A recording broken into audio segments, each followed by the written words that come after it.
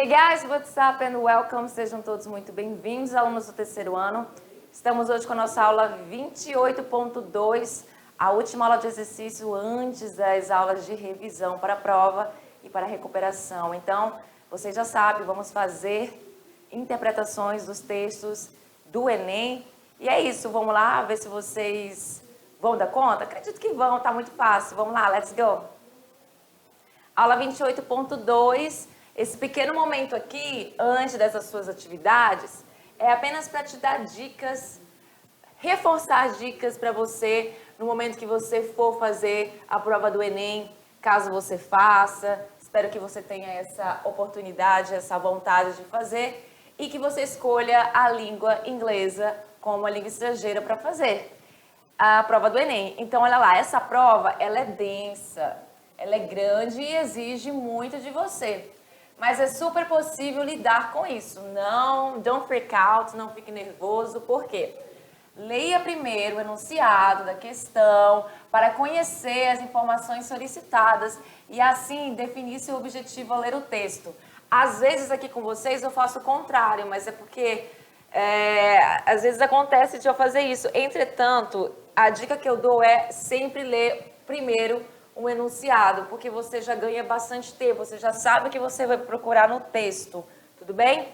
Muita calma nesta prova, se preocupe em fazer uma leitura eficiente. Não é para você traduzir palavra por palavra. Aqui eu traduzo o texto, na grande maioria das vezes, porque para que vocês possam tomar conhecimento das palavras, mas lá você não vai ter ajuda de dicionário, você não vai ter ajuda da internet, então você não vai ter como traduzir palavra por palavra. Então, a leitura eficiente não é você traduzir palavra por palavra, viu? Então, não faça isso, até porque nem tem como. Você só conseguiria traduzir palavra por palavra se você tivesse mesmo conhecimento muito grande da língua inglesa, e nós estamos aqui aprendendo ainda, certo? As melhores dicas que podemos dar são: não se preocupe com o tamanho do texto, nem com as palavras desconhecidas. Olha, às vezes você está lidando com um texto bem grandão e logo em seguida você tem um texto bem pequenininho. Porém, aquele texto maior, ele pode ser mais fácil de interpretação, porque às vezes você pode usar o seu conhecimento de mundo, é um assunto que você já conhece, as alternativas ali você olha, imagina que aquela ali seja verdadeira, porque você reconheceu uma palavra no texto, ou porque você já conhece sobre o assunto. Então, assim, nem sempre o tamanho do texto tem que te dar medo, viu? O grau de dificuldade não é determinado pelo texto em si. Ele está relacionado aos conhecimentos e às habilidades necessárias para responder a cada questão. Então, você vai ter que se concentrar sempre no que é solicitado. Always. Olha lá, você se apoia em palavras-chave, sempre. Se apoie nessas palavras que repetem bastante, cujo significado você já conhece.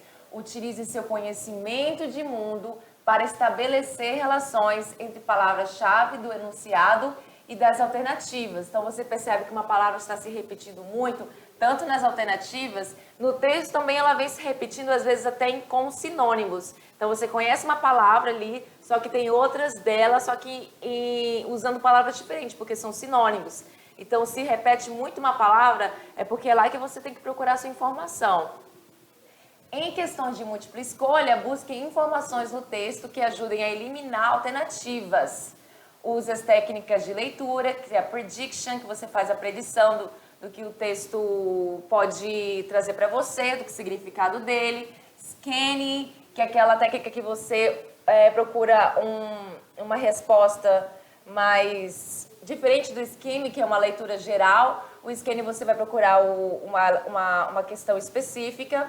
Palavras cognatas, que são aquelas que são parecidas com português. Cuidado com os falsos cognatos, viu?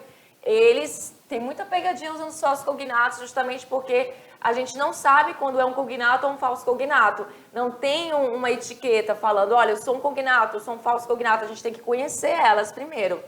Pistas tipográficas são muito importantes, inclusive hoje nós vamos fazer uma atividade, salvo me engano que seja hoje, onde nós vamos prestar atenção em pistas tipográficas para facilitar seu entendimento do texto. E chegou o momento da sua atividade.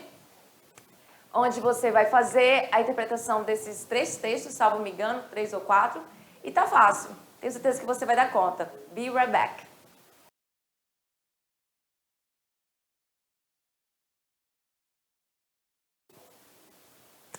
And I'm back, estou de volta agora sim. Vamos fazer? Let's do it. Pra tela.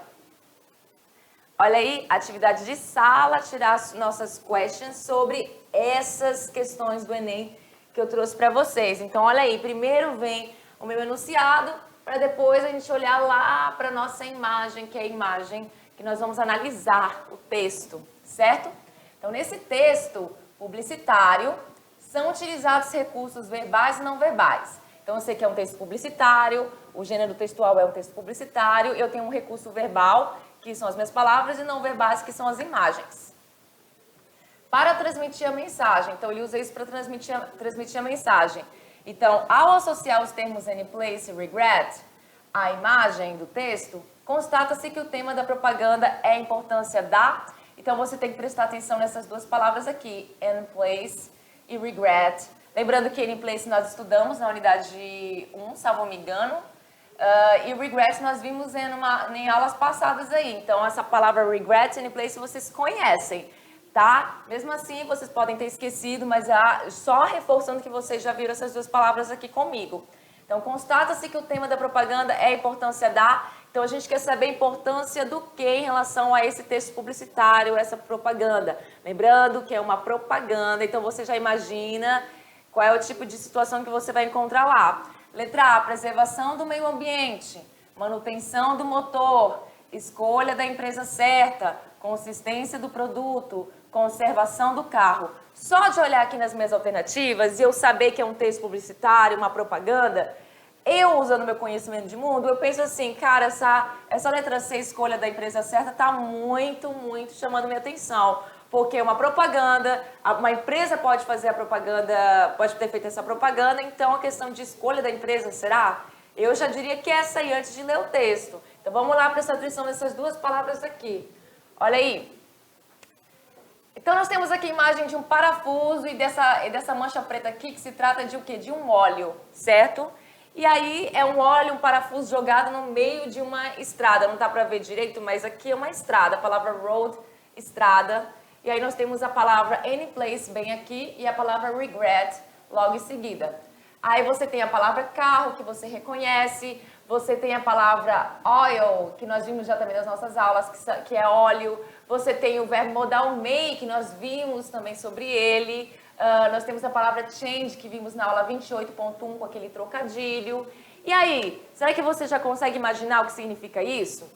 Você imaginou o que significa isso? Então, assim, a palavra take your car just any place, leve seu carro para qualquer lugar.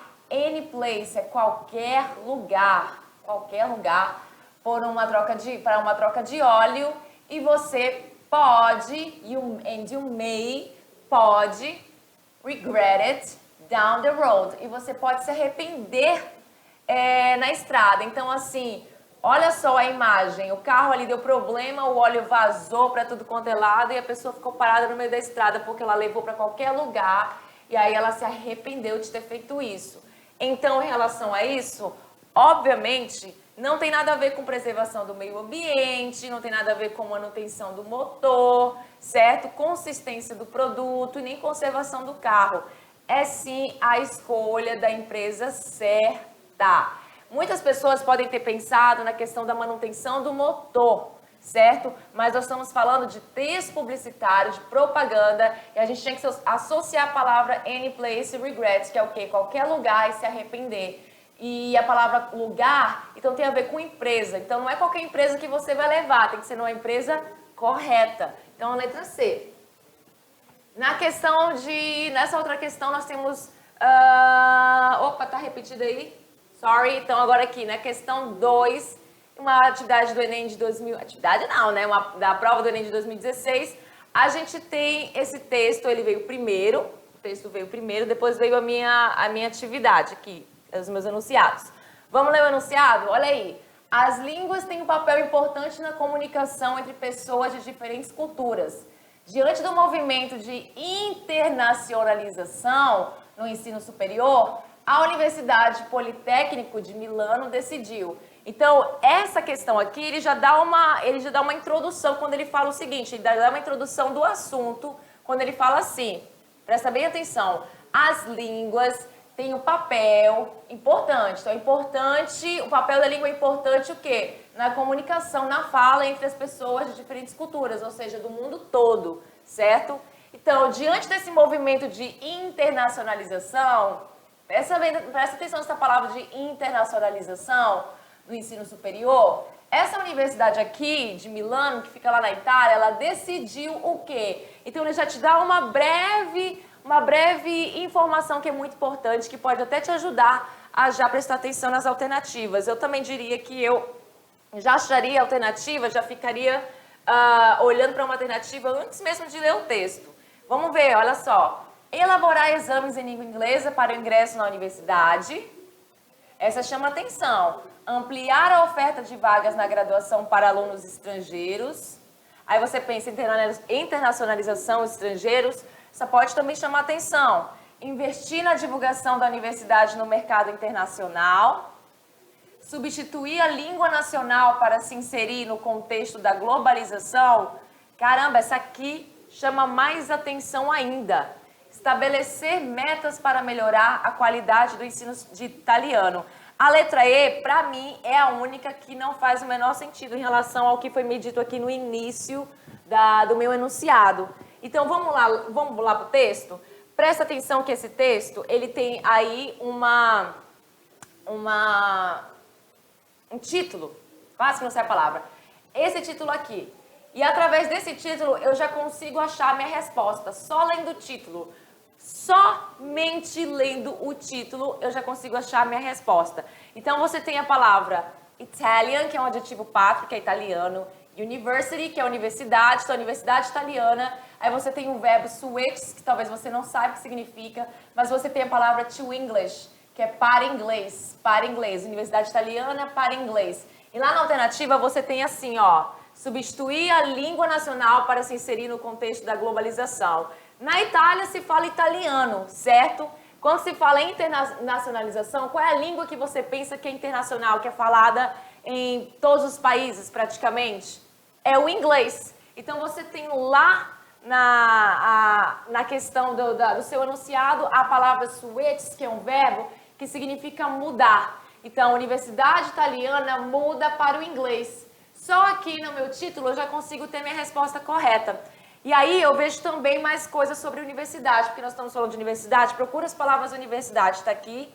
The university has announced that from 2013, most of its degree courses, including all its graduate courses, will be taught and assessed entirely in English. Então aqui você tem a questão que diz o seguinte, que a universidade ela anunciou que de 2014, desde 2014, a maioria dos cursos, incluindo as graduações, elas serão ensinadas e avaliadas em inglês do que italiano, certo? Então você já tem essa outra informação aí. E mais a seguinte, você vê a palavra university em mais algum lugar onde é que está. Você também vê a palavra international, que chama atenção por causa de internacional. E aí você vê aqui, ó, we strongly, você presta atenção nessa aspas aqui, que é aquela situação das pistas tipográficas. Você vê, abre aspas, tem outra palavra aqui, university, falando, mostrando para você também. A globalization também está aparecendo aqui, globalization. E logo aqui você presta atenção no abre aspas, porque é a fala de alguém. E é a fala do reitor, chamado Giovanni Azzoni. Ele fala o seguinte: we strongly believe our classes should be international classes. Nós acreditamos que nossas aulas deveriam ser aulas internacionais. E o único jeito, and the only way to have international classes, e o único jeito de ter aulas internacionais is to use the English language. E você tem a palavra aqui, ó, língua inglesa. É usando a língua inglesa. Então, assim, disse o reitor da universidade. Então, obviamente, a alternativa é substituir a língua nacional para se inserir no contexto da globalização, para que assim eles tenham mais alunos, porque nem todo mundo fala italiano, tem mais pessoas que falam inglês do que italiano, certo? E aqui nessa próxima nós temos até um texto engraçadinho, Não é tipo, meu Deus, que hilário, mas olha só. Considerando-se as informações do texto, a expressão bug off é uma expressão, é usada para anunciar mercadorias em promoção, pedir para uma pessoa se retirar, comprar produtos fora de moda, indicar recessão na economia ou chamar alguém em voz alta. Aqui a gente não tem como saber, porque o que é bug off? Então aqui ele diz aqui, ó, você presta atenção na palavra bug off se repetindo algumas vezes. Aí aqui ele fala a questão dizendo o seguinte, bug off é usado como um substantivo e também como um adjetivo, diz bem aqui, aí ele dá as informações. Pelo tempo eu não vou falar sobre tudo, tá? Então eu vou nas partes principais. Vou de novo na palavra bug off, quero saber o que significa, também bug off aqui de novo. Então assim, ele fala que bug off, quando é dito de forma alta, é meio cômico para o nativo, um falante nativo, porque parece um insulto, como se fosse bug off. Tem o significado de go away, vai embora, me deixa sozinho. Slightly childish and a little old-fashioned, é um pouco infantil e fora de moda, mas bug off não significa isso. Então, bug off, que é um acrônimo, tá? É como se fosse essa questão de acrônimo, porque você tem essa questão de parecer com outra palavra em inglês, quando se fala bug off parece isso de go away, vai embora. Mas esse tal de bug off, ele está abreviado, certo? E na verdade o significado de bug off significa buy one e get one off. Ou seja, ele tem um significado, mas em quê? Em relação a cada letrinha dele. Então ele não é uma palavra exatamente assim, para você ler assim. Ele significa, o B significa uma coisa, o O significa outra coisa, o G e o O e o F outra coisa. Então, buy one, bug off. Buy one and get one off. Ou seja, compre um e ganhe outro, certo? Então, ele é conhecido no supermercado, no marketing, estratégia de marketing. E é um conceito importado dos Estados Unidos durante os anos 70, na recessão dos anos 70, quando o preço das comidas eram muito altos. Então, o que acontece? Eles usavam isso para justamente chamar a atenção. Bug off significa buy one and get one free. Entendeu? One off, desculpa. E aí você compra um e ganha outro. Então, em relação ao bug off aqui, fala sobre o quê? Ofertas na loja. Então, there are some great bug off offers in store. Se fala assim, mas essa palavra, como eu falei para vocês, é um acrônimo, certo? Como se fosse esse aqui, NATO. Você pronuncia NATO, mas significa North Atlantic Treaty Organization. Então, cada letra significa uma coisa. Então, não é uma palavra exatamente para ser usada assim. E significa essa questão de compras. Então, nós temos aqui, vou apagar, que significa a letra A, anunciar mercadorias em promoção. Então, é usado para anunciar mercadorias na sua promoção, correto? Opa, acabamos aí as nossas atividades, só foram 3 textinhos mesmo. Falei rápido, não consegui ler todo o texto por causa do tempo, mas eu espero que vocês tenham entendido e tenham acertado todas as questões. E é isso. See you then. Opa, antes de me despedir, eu já ia me despedir de vocês, mas antes de me despedir, gostaria de lembrar para vocês estudarem bastante para a nossa prova, porque eu não quero ver ninguém na minha aula de recuperação. Eu quero gravar essa aula à toa, viu? Então se prepare. Get ready. Bye, bye.